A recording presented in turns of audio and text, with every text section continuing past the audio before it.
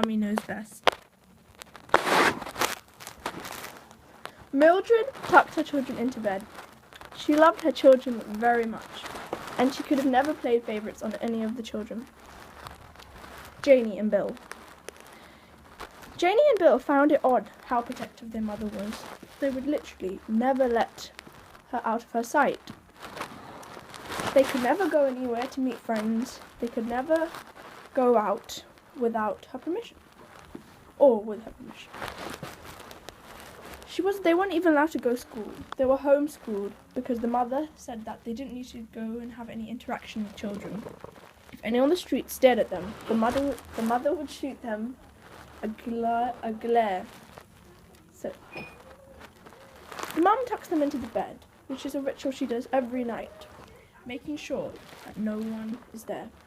She closed the windows. She closed the doors. One night she tucked Bill's mother into bed, and it went down to see the news. The news haven't really changed. The same old kidnap. She laughed to herself. Kidnap again. She decides that she's just going to stay on the sofa and drink her coffee when she hears a bang coming from upstairs and a scream. She goes running upstairs, but only to see that her two precious children are still in bed in the position they were before. So she decides to forget about it. Every night she checked in bed to make sure everything was okay with it. She had cameras all around the whole of the house, so no one could even, so she knew what was happening. So, the next night, Janie and Bill came down and they saw the news. Another kidnap like usual, but it wasn't any different. Janie watched as the mother went upstairs and said to Bill, "Isn't it odd how there's so many kidnaps?" "Well, not really," said Bill, "because it's a big world and you never know what's happening." "Yes, but it's funny how Mummy is so overprotective," said Janie. "Why do you think she's so overprotective?" Bill laughed. "Oh, Janie, you're too young to realise that. She's a mother. Of course she's going to be overprotective. She only has 2 children. She doesn't have anyone else. That's probably why." "I know, but still, it seems..." "Just leave it, Janie," said Bill. "Plus, it will only last so long, so trust me." "Okay," said Janie, "but I really want to meet one of my friends, but Mother won't let me."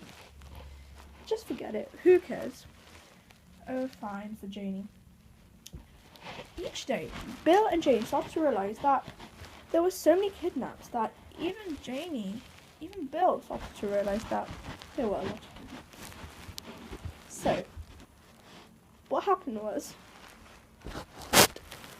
Janie decided that she would have an experiment. They walked into the mum's bedroom and they were horrified at what they saw. What did they see? Well, what they saw is not for the faint-hearted. So, I tell you, please leave this channel if you are not prepared.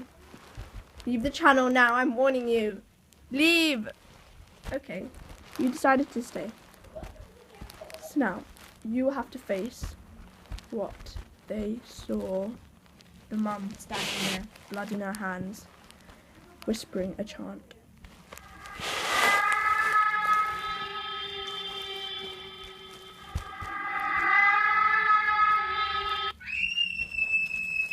Janie and Bill stood on the tracks.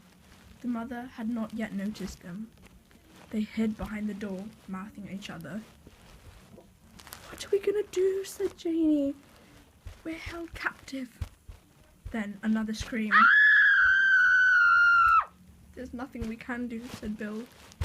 "All the doors are locked.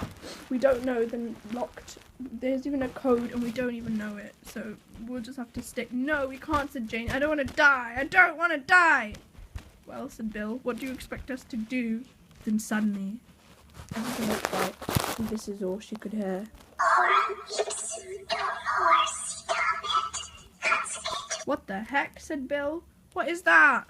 "Shh," said Janie. "We don't want her to know that we're awakened." They whispered as they crawled across the stairs, trying to escape. And suddenly, the mum came out of nowhere, a pickaxe in her hands, blood dripping, whispering a mad chant of "Mummy knows best."